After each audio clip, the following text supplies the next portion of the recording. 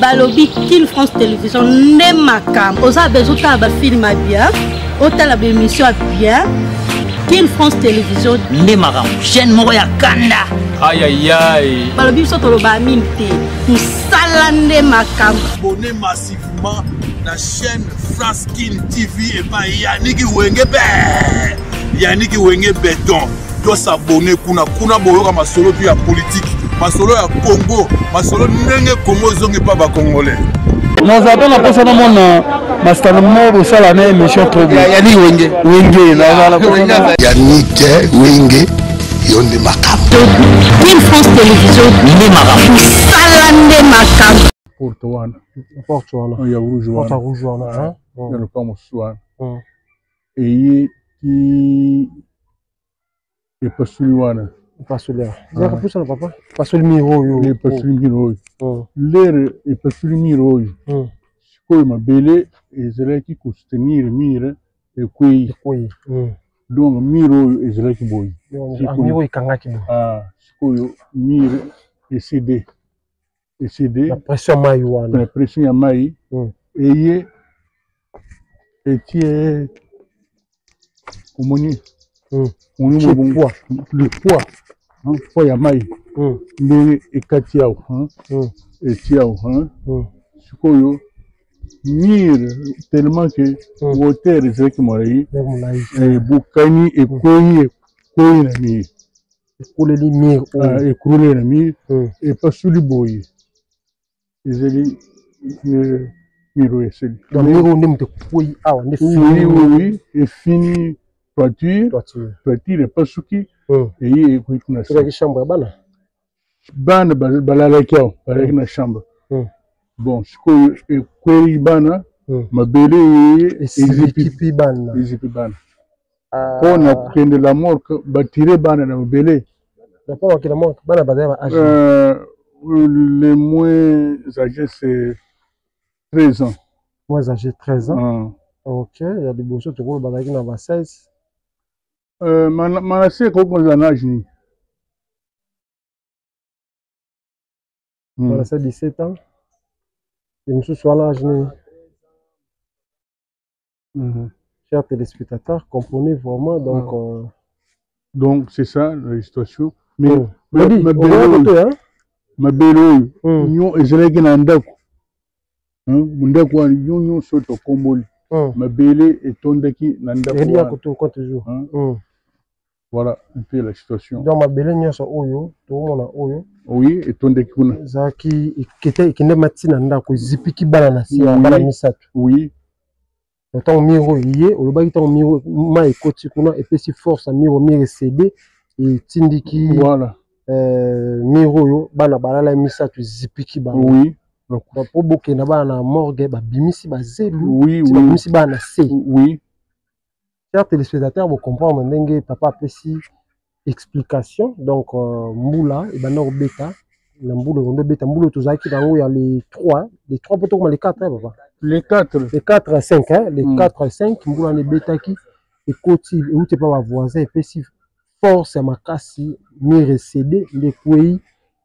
kwei awa chambre oyo bana balalaki nde mire ekoleli bango na bazelu oyo bozomona oyo ebomi bato ezipiki bana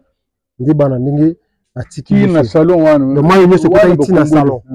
oyo wana bakomboli donc vous voyez ndenge ezali redi okokita mpena te kuna bomona ndenge bazelu wana bomona wana efinaki bato toza na Kinshasa chers téléspectateurs toza na mitendi na mitendi omoni dega oyo mbula esalaki toza na komi na monga fula omoni dega oyo euti kosalama awa bomi bana misato eza pasi komona makambo ya boye kokufela bana misato na mbala moko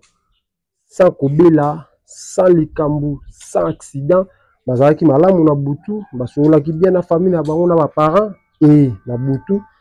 accident ekosalama bana baya kotika biso misato eza eloko ya facilité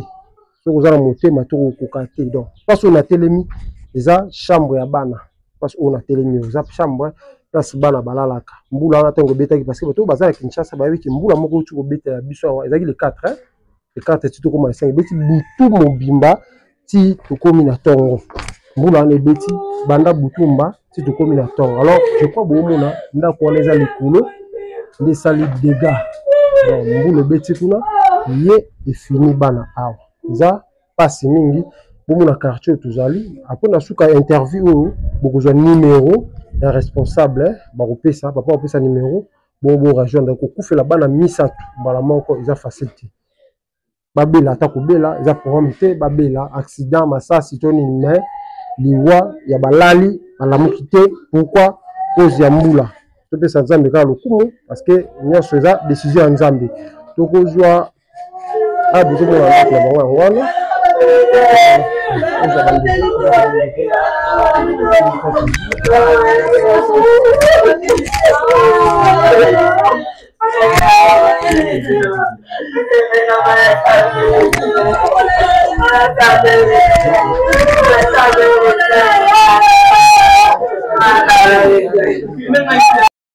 Merci beaucoup pour votre fidélité. J'espère que vous avez comme on a des dégâts. Mbula oyo ya les 4 dans les 5 salaki bomoni notre la kisibino place wapi famille mobimba bana misatu bakufa kila mbula wana ekoto to la sabino ndenge mituka izindi na kata nzela awa moya koleka ezate na niveau wana image on ezaki na bakongo oyo tozala niveau ya changu donc inondation oyo esali ba dégâts et ba perte ya ba vie humaine ba perte ya ba bien matériel en tout cas ba perte ya ba biloko ya ndenge na inondation oyo tiko salama na Kinshasa awa ozaki na butu ya les 4 plutôt comme les 5. Mesdames et messieurs, pasi mingi komona makambo bo salami to moni to ba ndeko bele babungisi andeko na bango babindeko bele babungisi biloko na bango ya motuya andeko bele babungisi bandeko ba vie ya bato kei ba mituka ba biloko bele oyo ezaki bongo ya kobeba pona inondation oyo euti ko salama. Mesdames et messieurs, isa pasi mingi nzambe kaka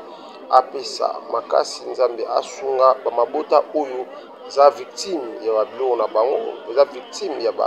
batu bakufi na famille na bango vraiment eza pasi. Mesdames et messieurs, en tout cas biso tozana pour kopesa bien information tokoluka bien information kolakisa bino ndenge makambo za ko vivre awa na Kinshasa. Merci. Balobi King France Télévision nde makambo oza besoin ta ba film bien otala ba émission bien King France Télévision nde makambo chaîne moko ya kanda aïe aïe aïe balobi biso toloba mine te tosala nde makambo. Abonnez massivement la chaîne France King TV et pas Yannick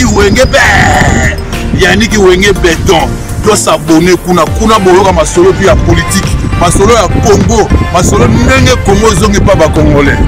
Nous avons la personne au monde, parce que nous avons la émission très bien. Yannick Wenge,